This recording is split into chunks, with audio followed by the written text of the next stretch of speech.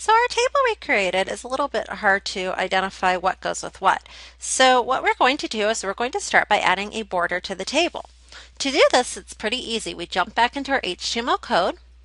We look to where our table code is, and we just put a space, and we're going to put the word border equals 1 and save. Now let's go ahead and test. As you can see, we have a border around our table. This allows the browser to render a simple default border. Maybe we're looking at it though, and we need to have a title for our table. This is really important when we talk accessibility. So during these next couple videos, we're going to talk about making accessible tables. What that means is we're going to have something that someone who's visually impaired would be able to still see. Well, they'd see it through a screen reader actually.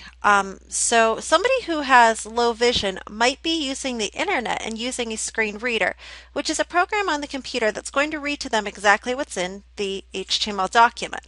So we need to put a title here above our table to identify what it is.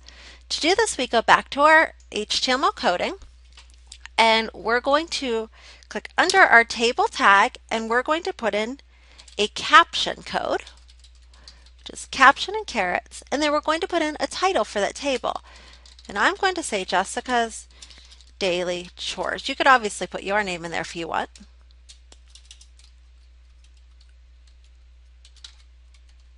And I'm going to close my caption tag. I'm going to hit save.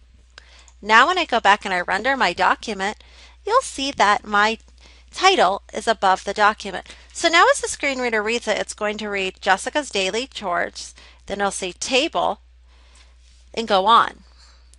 Maybe we want to add a header. A header would make it a little easier even for the screen reader. It would know that day, errand, and completion are headers. So to do this, we just make one simple change. In that table row, instead of it being a table data, it's going to be a table header or TH tag. So we're going to change the D's in that first row only to TH's. You're going to notice a couple things happen when we render this table with a header. It's going to take our header tags and it's going to go ahead and align them to center, and it's going to make them bold to identify their headers. So let's go ahead and save our coding. Let's test.